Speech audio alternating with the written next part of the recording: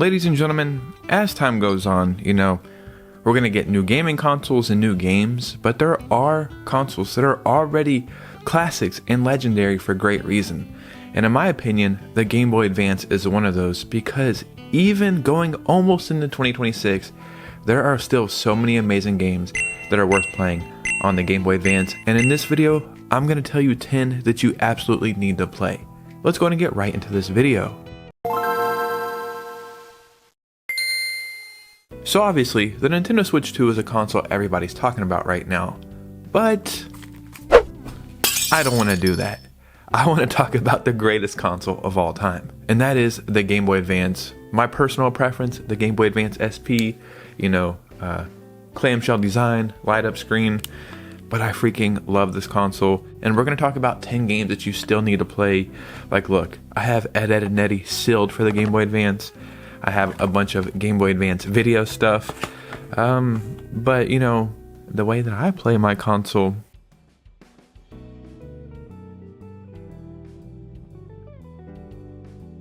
just saying, it's the way I play it. But you can also play Game Boy Advance on Nintendo Online, and that's a pretty cool thing to do as well. So let's go over 10 games that are still worth playing on the Game Boy Advance. Before we get started, if you could hit a like and subscribe, that would truly mean the world to me. Follow me on Instagram and Twitter so we can keep our amazing communities growing. And let's go ahead and get right into this list. So one thing I'm going to try to do in this video is keep it one entry per franchise. And for Pokemon, we have a couple options, but I would have to go with Pokemon Emerald version. Yes, Pokemon Leaf Green and Fire Red are amazing, but they're essentially just remakes. But Pokemon Emerald, in my opinion, I think it still might be the greatest Pokemon game of all time. It was weird. It was like every new generation, the games were getting better, the Pokemon were cooler, and I feel like Emerald was pretty much the peak of Pokemon. It has the coolest location, it has the best music in all of the Pokemon games, it has the coolest Pokemon, and it also has the best legendary Pokemon. And I actually just replayed this, I want to say like 6 months ago, for the first time in maybe 5 or 6 years, and it truly held up incredible. It's one of those games, every single time you play it, it feels like the first time you've played it. It's a masterpiece. And if you don't understand the hype around Pokemon, like you've tried to play the newer games, I would challenge you to go back and play Pokemon Emerald version, and then maybe you'll just see why we're all so crazy about this damn franchise. So a game that I did not play back in the day, that I just played recently, and I cannot believe how amazing it was Wario Land 4. I know that people have talked about this game for multiple decades. I know it has hype around it. I know it's pretty good. But, if you've never played it, you just think, really? Like, it's as good as a Mario game? And it is absolutely incredible. I'm going to repeat myself a lot in this video, but I just think, gaming scores were peak around here, and the music in Wario Land 4 is so damn good. It is such a vibe, but the gameplay and the mechanics are where the game really shines. Wario is such a weird and goofy character, and you almost feel like, well, he's Mario's counterpart, so he's always going to be the butt of the joke, and if there's a game based around him, it can't really be good. Like, it can't outshine a Mario game, but it actually kind of does. This is something I still jump into almost weekly. I'm playing this game on my Switch 2 on Nintendo Online. I haven't beat it yet, but I think I'm getting close to the end, and it is one of my favorite gaming experiences I've had this entire year. So when talking about the Game Boy Advance, on paper, it was always described as a portable Super Nintendo, right? A Game Boy was a portable Nintendo, Game Boy Advance, portable Super Nintendo. The Super Nintendo was amazing for RPGs and JRPGs, and the Game Boy Advance was as well. And I'm going to put both of these games as one entry, but Golden Sun and Golden Sun 2, which might be called The Lost Age if I'm not mistaken, they are, again, incredibly timeless games. This is something else I never played back in the day. Even though I think I owned it, I just never played it when I was younger.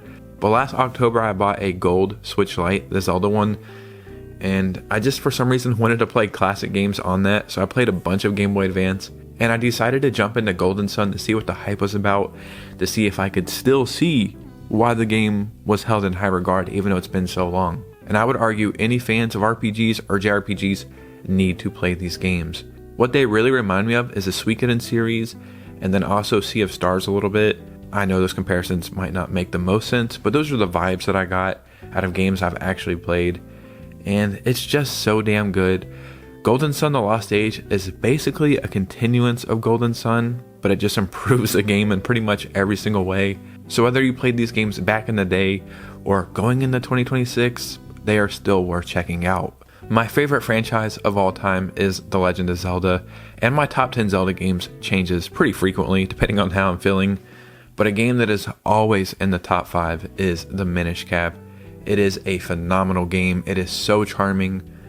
Like I said earlier, the music in all these games are amazing, but I actually put on the Minish Cap music sometimes while I'm editing videos. It is such a vibe. What's really interesting about this, which some of you guys probably know, some of you probably don't, Capcom was actually the developer of this game, and I think they also developed the Oracle games as well. But man, is it so good. You have this hat that shrinks you down, and then you see the whole world from a different perspective. I could go on and on why this game is incredible, but it has some of my favorite boss fights, some of my favorite dungeons, some of my favorite NPCs, and I think I beat it maybe last year, and I've been wanting to replay it again already. That's how good it is. So my personal favorite Mario and Luigi game is Superstar Saga.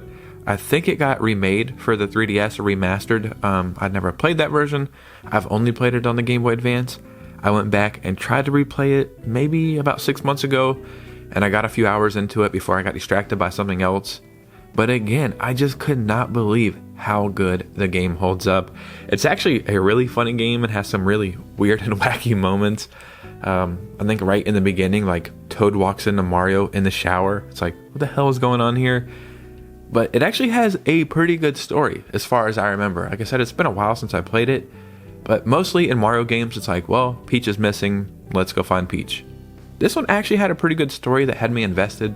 Maybe you tried the new Mario and Luigi game. I think Brothership is what it was called, but maybe it just didn't hit for you. I know a lot of people thought it was too long or too drawn out. Go back and play this game. This could be released right now as a brand new game, like we never experienced it, and people would absolutely love it.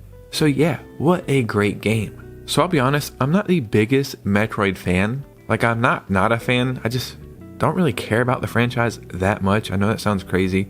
I am excited for Metroid Prime 4, but one Metroid game that I played when I was younger and I just thought, wow, this is great, is Metroid Zero Mission. And again, if I'm not mistaken, I think this might be a remake of the very first Metroid game, which you can go back and it's still playable, but it's kind of primitive. But go and play Metroid Zero Mission. It essentially just revamps the game 100%, better graphics, better gameplay, and I believe they added some extra stuff to it. But it's weird. It's like, how are all these games on this console that came out almost 25 years ago still 10 out of 10 games? They are still worth playing to this day, and a lot of them will like show you why the franchise eventually became what it did, right?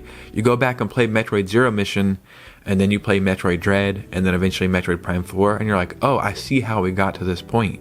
Again, talking about this one right now, I think I'm gonna go back and replay this one because it's just that good, man. So this next entry is a little controversial, but I'm still adding it to this list, and that is Final Fantasy VI on the Game Boy Advance.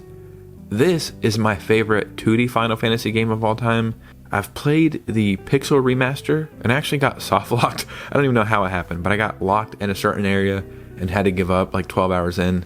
But playing on the Game Boy Advance, I just can't believe like we got this kind of game portably in 2002 or 2003, whenever this game came out on the Game Boy Advance. It's like I had this power when I was a young little whippersnapper. No wonder I turned out to be such a nerd, man, because this was crazy to take this adventure portably. Final Fantasy VI is a phenomenal game. It truly is one of the greatest games I've ever played. The reason why this is a controversial pick is a lot of people do not like the music quality in the Game Boy Advance port.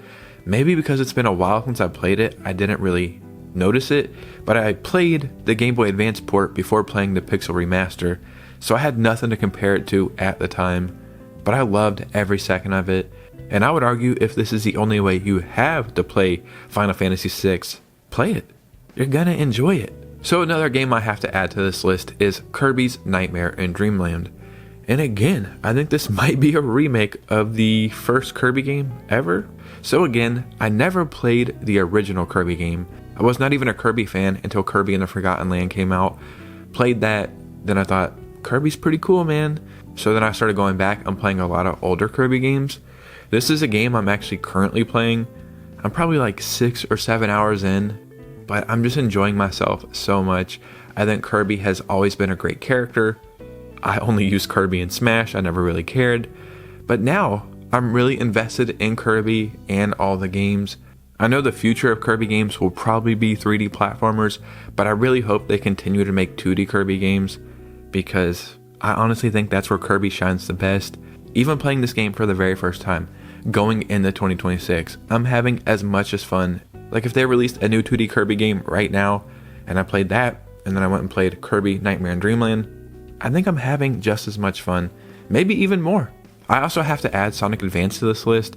I believe there was 3 Sonic Advance games on the Game Boy Advance, as well as another Sonic game that's on the tip of my mind right now, but I can't think what it was. You could probably pick any of the games, but I'm just picking the first one because playing it back in the day was so interesting, because you have to think, Sonic was a Sega game, right? Until we got the GameCube and the Game Boy Advance. You had no shot to play Sonic unless you were playing on the Sega. But now, not only can I play Sonic on a Nintendo home console, I can play Sonic portably on the go. And even at the time, I think I was able to realize like how big of a deal this was. It even was kind of groundbreaking at the time. And the port was actually really good. This is something, again, I jump in and play periodically. Maybe if you were to play it now, you kind of wouldn't be blown away or even think it's impressive. But at the time, it was just crazy. But I do think the port has held up incredibly well. Sonic Advance 2 or 3 might be better, but I'm just nostalgic for the first one. And for the last game, I'm adding Tony Hawk's Underground. I know, you might think, Tony Hawk's Underground on the Game Boy Advance? Really? These are some of the greatest ports of all time. All the Tony Hawk games on the Game Boy Advance are incredible ports. They hold up phenomenally. The way they play is almost like this isometric, almost top-down view, so you would think it's kind of weird. And at first it is if you're playing from the consoles, but after like 20 or 30 seconds you get used to the view, and then the way you use the top triggers to do tricks, it's incredible. It truly is incredible. And every time I get one of those little like retro emulator consoles to review, one of the first games I always play on them is the Tony Hawk games. So now we have stuff like the new Tony Hawk games on the Switch 2, which are great. But I've been playing Tony Hawk all the way since the PS1, like the Pizza Hut demo disc. And like 5 or 6 years later, I was playing these amazing games portably on the go. I don't think I had these on the Game Boy Advance SP. I think I had the regular Game Boy Advance and the little light. But I probably spent, I'm not even kidding, like 50 hours playing these games. The only thing that's different is obviously the soundtrack. But the music isn't bad in these games. But man, whoever did these ports did a phenomenal job. Ladies and gentlemen, these are 10 Game Boy Advance games that I think are still worth playing over 20 years later. You're going to play them, you're going to enjoy them, you're going to have fun, and you're going to say, thank you, Mr. Robot Joe, for the recommendations. So in the comments below, I would love to hear your thoughts and opinions. If you had a Game Boy Advance, any games you played, any games you're still playing, just start a conversation.